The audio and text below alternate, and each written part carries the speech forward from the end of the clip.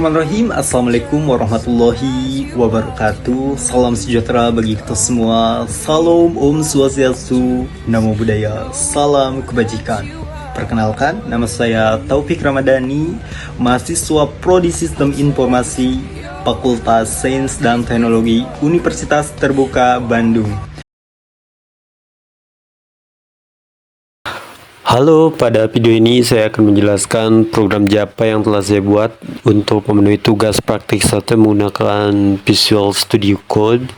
Pada program ini terdapat beberapa bagian, yaitu deklarasi variabel float, deklarasi string, array 1 dimensi, array 2 dimensi, dan linked list menggunakan bahasa pemrograman Java. Di awal pembuatan program, saya membuat kelas utama dengan nama tugas 1. Kemudian di dalam kelas tersebut terdapat metode main yang menjadi tempat utama program dijalankan. Awalnya pada bagian paling atas program hanya terdapat penulisan public class tugas 1 tanpa import library tambahan. Namun ketika saya mengerjakan soal nomor 5 tentang linked list, saya perlu menambahkan import Java util linked list agar fitur linked list dapat dikenali oleh Java. Import tersebut digunakan untuk mengambil library bawaan Java yang berfungsi membuat struktur data linked list. Setelah itu saya mulai mengerjakan soal nomor 1. Pada soal pertama saya diminta membuat deklarasi variabel dengan tipe data float yang bernama struktur baris. Saya menuliskan float struktur baris sama dengan 10.15f. Tipe data float digunakan untuk menyimpan angka desimal atau angka yang memiliki koma. Pada Java, penulisan float biasanya ditambahkan huruf F di belakang angka agar dikenali sebagai float. Kemudian, saya menampilkan isi variabel tersebut menggunakan sistem out_println agar hasilnya dapat terlihat di terminal output. Pada bagian ini saya juga belajar bahwa Java sangat memperhatikan penulisan sintak, termasuk huruf besar, kecil, dan penggunaan tanda baca. Ketika salah menulis nama variabel atau menggunakan spasi pada nama variabel, program akan menghasilkan error. Selanjutnya pada soal nomor 2, saya membuat deklarasi variabel dengan tipe data string bernama susunan kata baru. Variabel tersebut berisi teks pemrograman struktur data Java. String digunakan untuk menyimpan data berupa teks atau kumpulan karakter. Dalam Java, teks harus ditulis menggunakan tanda petik 2 agar dikenali sebagai string. Setelah membuat variabel string, saya menampilkannya menggunakan sistem out_println. Berikutnya, saya mengerjakan soal nomor 3, yaitu membuat array 1 dimensi bernama 8 angka dengan tipe data integer. Array tersebut berisi angka 10, 12, 18, 23, 33, 58, 67, dan 82. Saya menuliskannya menggunakan sinteks integer 8 angka sama dengan dalam kurung awal 10, 12, 18, 23, 33, 58, 67, 82. Array digunakan untuk menyimpan banyak data dalam satu variabel dengan tipe data yang sama. Pada array ini saya menggunakan tipe data integer karena seluruh data berupa bilangan bulat. Kemudian untuk menampilkan seluruh isi array, saya menggunakan perulangan for. Perulangan for digunakan untuk mengakses data array satu persatu berdasarkan indeks.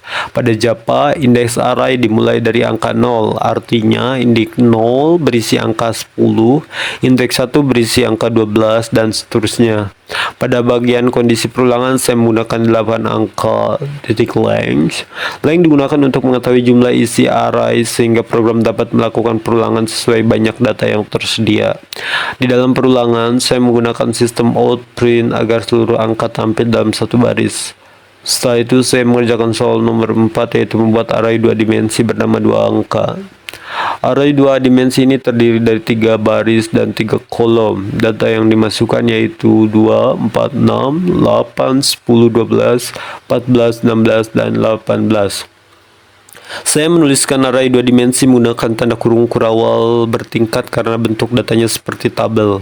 Pada bagian ini saya menggunakan tipe data string sesuai dengan instruksi soal untuk menampilkan isi array 2 dimensi. Saya menggunakan nested loop atau perulangan bersarang. Perulangan pertama digunakan untuk membaca baris array, sedangkan perulangan kedua digunakan untuk membaca kolom array. Jadi program akan membaca data satu persatu mulai dari baris pertama hingga baris terakhir. Pada saat mengerjakan bagian ini, saya sempat mengalami kesalahan pada sinteks perulangan for bagian kedua karena penulisan kondisi loop belum lengkap. Namun setelah diperbaiki dengan menambahkan nilai awal, kondisi, dan increment, program dapat berjalan dengan baik. Selanjutnya, saya mengerjakan soal nomor 5 yaitu linked list bernama urutan list angka. Karena menggunakan linked list, saya perlu menambahkan import Java util linked list di bagian paling atas program. Kemudian saya membuat linked list dengan tipe data integer menggunakan sinteks linked list integer urutan list angka sama dengan new linked list.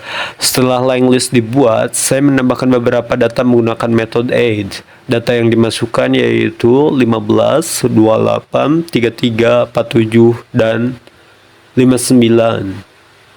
Linked list merupakan struktur data yang hampir mirip dengan array, tetapi memiliki ukuran yang lebih dinamis. Jika array memiliki ukuran tetap, linked list lebih mudah untuk ditambah atau dikurangi datanya. Setelah semua data dimasukkan, saya menampilkan isi linked list menggunakan sistem out_println. Pada proses pengerjaan program ini, saya belajar bahwa Java sangat teliti terhadap sinteks.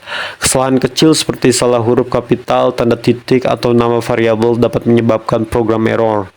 Selain itu, saya juga belajar tentang penggunaan tipe data array 1 dimensi, array 2 dimensi, perulangan for, nested loop, serta linked list dalam bahasa pemrograman Java. Dari tugas ini, saya menjadi lebih memahami dasar-dasar struktur data dan cara penulisannya dalam bahasa Java menggunakan Visual Studio Code.